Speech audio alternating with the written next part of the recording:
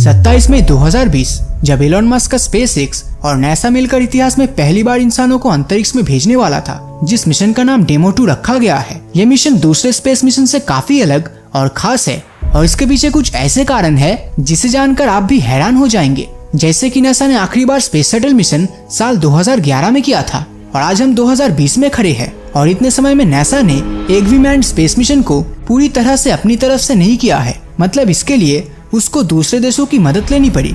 अब नासा इतने लंबे समय तक क्यों कोई भी स्पेस मिशन नहीं कर रहा था, उसके बारे में आज हम इस वीडियो में डिस्कस करेंगे। और तो और इस मैन्ड मिशन में ऐसे रॉकेट्स का इस्तेमाल होगा जो एस्ट्रोनॉट्स को अंतरिक्ष में भेजकर वहां गुम नहीं होगा, बल्कि एक वफादार सोल्जर की तरह धरती पर लौट आएगा। जैसे मानो कोई चलती हुई गोली अपने टारगेट को हिट करने के बाद वापस अपने बंदूक में ही लौट गया हो, क्योंकि इस स्पेस मिशन में कुछ ऐसा ही होने वाला है। तो बहुत कुछ है इस वीडियो में डिस्कस करने के लिए, लेकिन मुझे पता है इस मिशन की सबसे इंटरेस्टिंग बात आपको ये बंदूक वाली ही लगी और इसीलिए हम इसके बारे में सबसे पहले बात करेंगे। तो डेमो 2 स्पेस मिशन में जो चीज एस्ट्रोनॉट्स को अंतरिक्ष में भेजने का काम करेगा वो है इसका रॉकेट, और जिसमें बैठकर एस्ट्रोनॉट स्पेस में जाएंगे उसे स्पेसक्राफ्ट कहते हैं। अब जैसा कि आप तस्वीर में देख सकते हैं कि इस पूरे सिस्टम का 90% हिस्सा ये रॉकेट ही ऑक्युपाई करके बैठा है, लेकिन मिशन में इसी का काम सबसे कम समय के लिए होता है। रॉकेट्स का काम बस स्पेसक्राफ्ट को अंतरिक्ष में पहुंचाने का होता है। वहां पहुंचने के बाद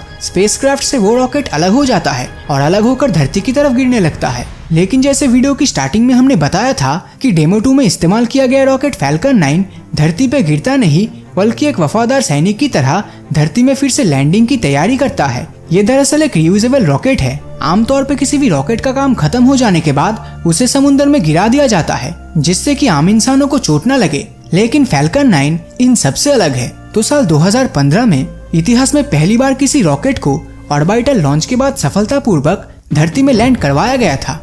और तो और इस लैंडिंग की सेफ्टी को ध्यान में रखते हुए इसे फिर से साल 2016 में अटलांटिक ओशन में एक जहाज पर लैंड करवाया गया और इसी रॉकेट को डेमो 2 मिशन के लिए भी इस्तेमाल किया जाएगा। ऐसे रियूजेबल रॉकेट्स के इस्तेमाल से स्पेस एजेंसीज की फंडिंग भी काफी सेव होगी और ऐसे रॉकेट्स को बनाने वाले शख्स के पीछे रियल लाइफ टोनी स्टार्क यानी एलोन मस्क का हाथ है। टोनी स्टार्क से याद आया, क्या आपने आयरन मैन 2 मूवी में एलोन मस्क के कैमियो को नोटिस किया था? अगर किया हो तो नीचे कमेंट करके जरूर बताना।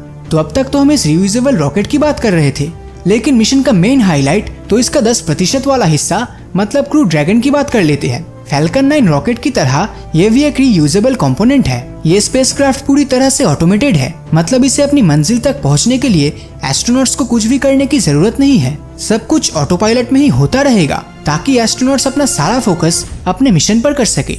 ये क्रू ड्रैगन बाहर से 2 हिस्सों में बटा हुआ है। ऊपरी हिस्से को कैप्सूल और निचले हिस्से को ट्रंक कहते हैं, जिसमें सोलर पैनल्स भी लगे होते हैं, जिससे कि स्पेसक्राफ्ट को जरूरी ऊर्जा मिल पाता है। और इसके ऊपरी हिस्से में एस्ट्रोनॉट्स बैठे होते हैं। इसके अंदर बहुत ही high tech seating arrangement, touch screen और मिशन में इस्तेमाल होने वाली जरूरी चीजें मौजूद है। हालांकि ये स्पेसक्राफ्ट 4 लोगों को एक साथ इंटरनेशनल स्पेस स्टेशन में ले जा सकता है, लेकिन जैसे कि एक डेमो मिशन है इसीलिए इसमें 4 की जगह 2 एस्ट्रोनॉट्स को अंतरिक्ष में ले जाया जाएगा, जिनका नाम है बॉब हेनकन और डब हार्ले। अगर आप गौर से नोटिस करेंगे तो इन एस्ट्रोनॉट्स ने जो स्पेस सूट पहना है वो दूसरे नॉर्मल स्पेस सूट से काफी हल्का और अलग दिख रहा है। अब ये कितना अच्छे से काम करेगा ये तो आने वाला समय ही बताएगा। वीडियो की शुरुआत में मैंने आपको बोला था कि नासा लगभग पिछले 10 सालों से कोई प्रॉपर मैन्ड मिशन अपनी तरफ से नहीं कर रहा है और 2011 के बाद यूएसए ने जितने भी एस्ट्रोनॉट्स को इंटरनेशनल स्पेस स्टेशन पर भेजा था उसमें वो पूरी तरह से रशिया के ऊपर डिपेंडेंट था। तो 2011 से लेकर 2019 तक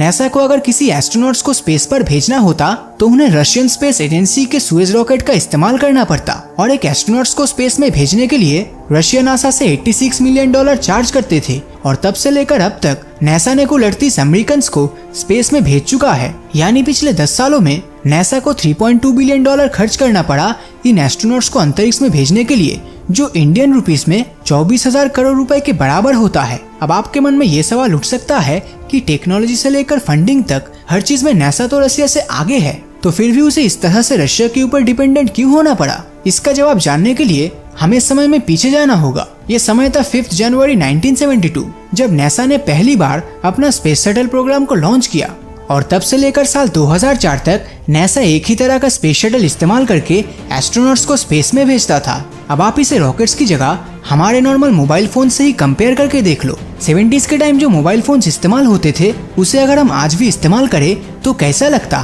तो इसीलिए साल 2004 में अमेरिका के प्रेसिडेंट जॉर्ज बुश ने ये अनाउंस किया कि नासा का स्पेस शटल प्रोग्राम अब काफी पुराना और मॉडर्न टेक्नोलॉजी के हिसाब से काफी आउटडेटेड हो चुका है और इसे साल 2010 तक बंद करके नई टेक्नोलॉजी की मदद से एस्ट्रोनॉट्स को अंतरिक्ष में पहुंचाया जाएगा। इस समय नासा को ये एहसास हुआ कि नई टेक्नोलॉजी के रॉकेट्स बनने और स्पेस शटल प्रोग्राम के रिटायरमेंट के बीच लगभग 4 सालों का गैप नजर आ रहा था, क्योंकि ऐसे मॉडर्न रॉकेट्स बनने में काफी समय लगता है। लेकिन इसी बीच यूएस गवर्नमेंट ने नासा को न्यू रॉकेट्स बनाने के लिए जो फंडिंग प्रोवाइड करी थी वो सफिशिएंट नहीं था और नासा ने फंड बढ़ाने के लिए सरकार को रिक्वेस्ट किया। तो फंड बढ़ाने के रिक्वेस्ट के बाद नासा और यूएस गवर्नमेंट के बीच कुछ मिसमैनेजमेंट और पॉलिटिक्स के चलते ये डिले और भी बढ़ने लगा और नासा इतने लंबे समय के लिए रशिया के ऊपर डिपेंडेंट हो गया। लेकिन अंत में नासा ने स्पेसएक्स को ये नए रॉकेट्स बनाने की जिम्मेदारी दी, जिसके लिए स्पेसएक्स को $8 बिलियन यानी 60,000 करोड़ की फंडिंग दी गई। और इसके बाद आज क्या हुआ या फिर क्या होने वाला है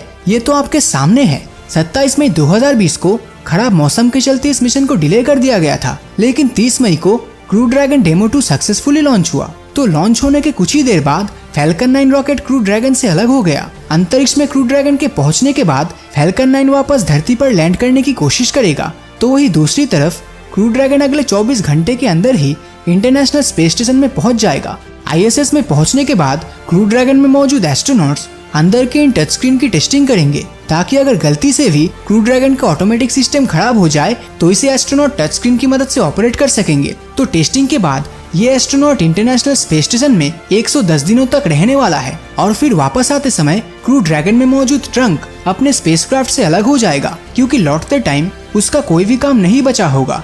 और इसके बाद क्रू ड्रैगन धरती के एटमॉस्फेयर में एंटर करते ही इसमें लगे मार्क 3 पैराशूट ओपन हो जाएगा और ये 2 एस्ट्रोनॉट्स के साथ क्रू ड्रैगन सक्सेसफुली अटलांटिक महासागर में लैंड करेगा और इसी तरह से स्पेस मिशन को अंजाम दिया जाएगा। तो क्रू ड्रैगन मिशन का ये डिटेल्ड वीडियो अगर आपको पसंद आया हो तो इस वीडियो को लाइक और अपने दोस्तों के साथ शेयर करना मत भूलना। और अगर अभी तक आपने हमारे चैनल को सब्सक्राइब नहीं किया है तो सब्सक्राइब करके नोटिफिकेशन बेल को ऑन कर दीजिए, क्योंकि मैं ऐसे ही वीडियोस हर हफ्ते लाता रहता हूँ। तो मिलता हूँ आपसे अगले वीडियो में और हमेशा की तरह थैंक्स फॉर वॉचिंग।